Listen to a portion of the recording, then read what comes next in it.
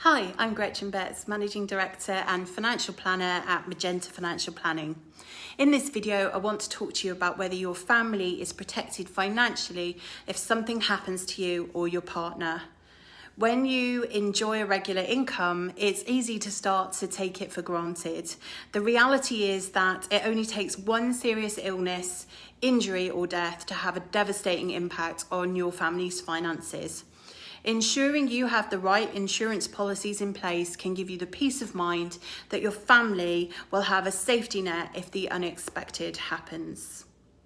As there are many different curveballs in life that can hit us and so many different hazards, there's all sorts of protections to consider. But in this video, I'm going to talk about three main types of protection that you might need to think about for your family, in particular if you're the main earner or where you have debt and liabilities that your family couldn't meet if you weren't able to pay for them. So number one, what do we need to think about if you or your partner were to die? Well, life insurance can safeguard your family's future in the event of your death. With life insurance, you pay monthly premiums and it pays out a lump sum if you die before a certain time, such as before your mortgage is paid off. These can be invaluable if you are the major or sole household earner. Life insurance providers have a good record of paying out on claims, with payout rates typically at about 98%. If you have a mortgage, then life insurance to cover the mortgage term is highly advisable. And if you have a partner or dependents, then you should definitely get some. This ensures that the mortgage will be paid off in full if you should die.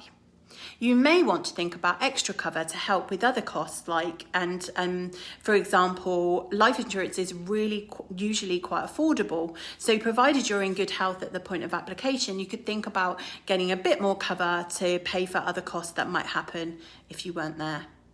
If you're working, you can consider using family income benefit to replace income if you were to die, rather than just insuring a lump sum, for example. So number two, what if it's an illness or injury that stops you working? How would you and your family cope if an illness or injury kept you off work, potentially for a long time? Well, employers typically offer sick pay only for a very limited period, so you might need an alternative source of money if your condition was to last for longer than, say, a few weeks. You have a number of options to consider putting in place to protect you in this situation. There is accident and sickness insurance, which will pay out a regular income, but that's typically limited to a maximum of 12 months and at a set level. If you want to consider covering yourself against a longer period of incapacity, then you might need to think about income protection.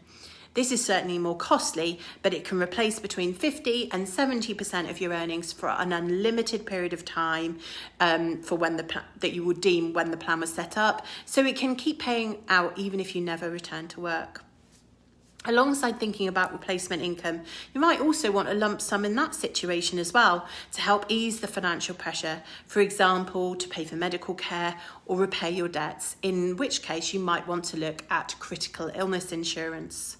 This type of cover would provide you with a single lump sum if you were diagnosed with what they deem a critical illness, which are qualifying conditions to include, for example, a stroke, a heart attack, cancer, multiple sclerosis. And those conditions do vary from provider to provider.